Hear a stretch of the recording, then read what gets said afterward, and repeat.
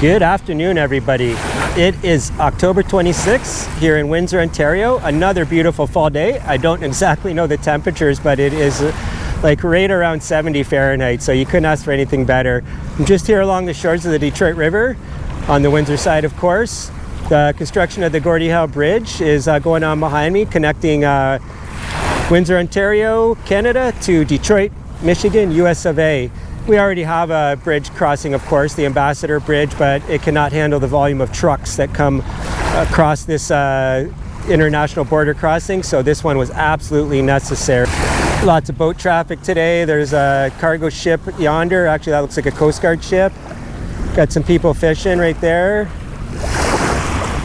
And then there's the Gordie Howe Bridge. They're still haven't connected it in the middle, and that will take a lot more time, I'm pretty sure. So moving along a little quicker now. They had some holdups, strictly political, I think, but isn't that always the case?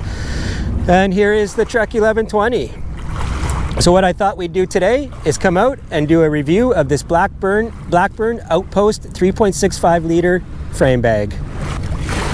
All right, like I said, let's talk about this Blackburn Outpost Elite. Actually, I forgot the Elite part. 3.65 liter frame bag.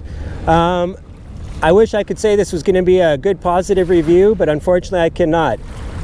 The frame bag I was using before this for full reference was the Ortlieb frame bag in the 4 liter version, the medium size I believe it is. Never had any issues with that bag, and that's not why I replaced it. I was looking for a bag that had different compartments, separated compartments, a divided bag. And that's when I saw this one when I was at the bike shop, just looking through the catalogs and stuff like that. So I decided with my discount at the shop that I would give this frame bag a try. I had been thinking about ordering a custom made one. They're fairly expensive though, so I thought if I could maybe get away with not going that route. This one actually fits my frame pretty good, as you can see. Not a lot of wasted space, so as far as fit goes, it fits the Trek 1120 pretty nicely. But right off the bat, what I would like to say about it is that I bought it, like I said, because I wanted a divided bag. But the divider that they use for this is only held in place by 2 very lousy Velcro attachments. It's very cheap Velcro, and the divider does not stay in place, and all the stuff just slips through the divider, and it just ends up being a 1 compartment bag. So to me, that's a total failure right off the bat, because that's what it's supposed to be. They make it a Velcro divider because they want to give you the opportunity, I guess, to make it a 1 compartment bag. But if you're going to use the Velcro, they need to use better Velcro, and they have to have it all around. The Velcro is only on the 2 sides. I wish I could find the divider, but I could not find it. It's just on 2 sides, so all the stuff slips through the ends. And then the Velcro is very cheap, and it just comes undone. So that was a failure right off the bat, and I was very disappointed by that. But if that was all that was wrong with it, I guess I could live with it because of the bag that's on the non-drive side of the bike. It's just a shallow pocket, but it's a perfect spot for ID, anything like that, snacks, bars, things you just want to get at real quick while you're even riding. So in that aspect, it was good. So if the compartment thing was the only thing that had let me down, I would be okay with this bag, and I would probably give it a favorable review.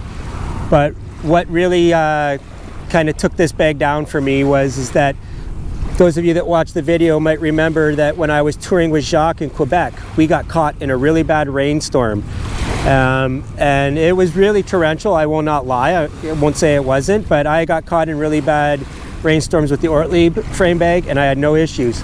But when we got caught in that storm, this frame bag filled with water. It was filled up right up to here, almost to this first zipper right here of the first compartment. And just crazy. So the zippers were all done up properly, so it didn't come in directly through an open zipper or anything like that. So if it came in through the zipper, then that was just a failure on the zipper.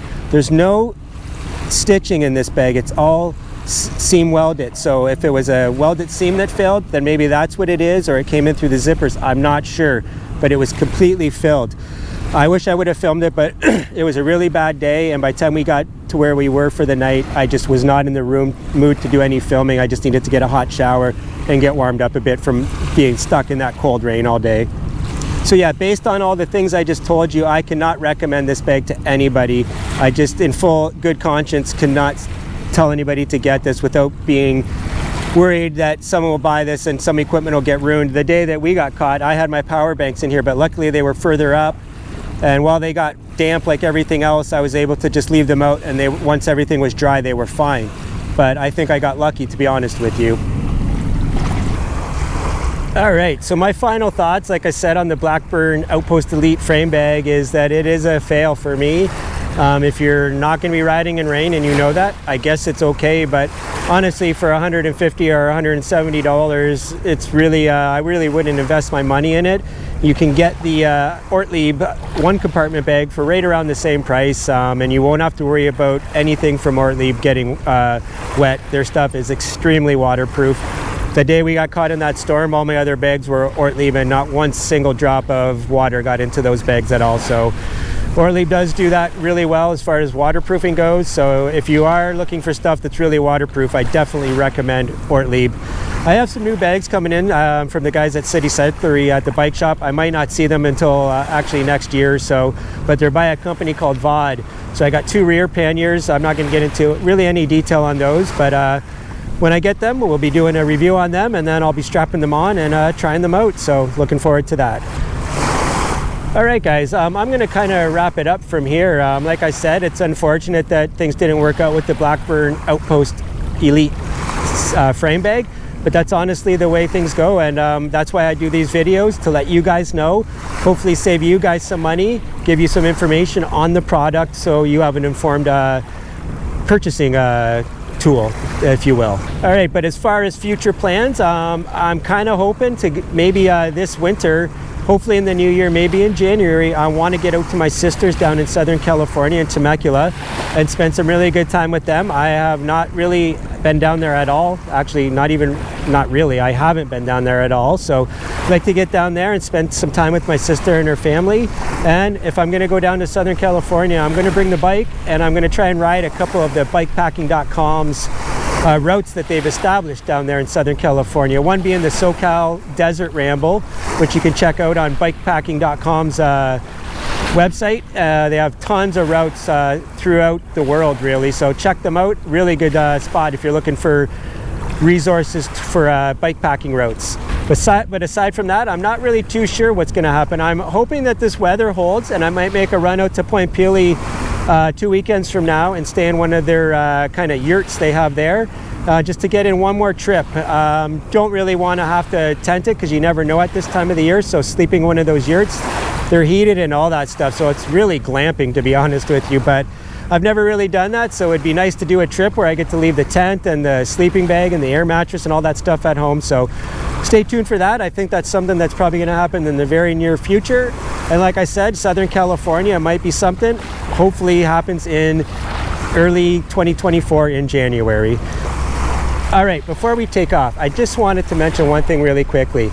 If anybody would like to help support the channel, help me cover the cost of equipment, travel cost, all the stuff that goes in to doing these videos, which is actually quite a bit. There's several different ways you can do it. My Patreon hasn't really taken off, so I'm trying to encourage people to, if they want to support the channel, you'll see right beside the subscribe button, there's a join button. If you click on that, it will give you different payment options. You can pick the one that works the best for you. Keep in mind that this will be a recurring payment monthly. And it's a really great way. It just goes right into my YouTube account. It's so much easier than Patreon that has to be switched to a different account and then transferred to my bank account and all that stuff. This goes right into my YouTube account and then directly into my bank account. So it's a really good way to help the channel. And then there's also Buy Me a Coffee. That's a one-time deal. You can buy one coffee or as many coffees as you want. And it's, like I said, a one-time deal. So if you just wanted to help out with a one-time payment, that's the way to do it. I think I'm going to cancel the Patreon, so I'm not really encouraging people to join that, but I will keep people posted. I only have like 4 Patreon members right now, so if I do cancel it, I will let you guys know 100%. And if you want to jump over to the YouTube membership, I would really appreciate it. So anyways, I just wanted to mention that. All right, guys, so that's going to wrap up my review on the Blackburn Outpost Elite 3.65 liter frame bag.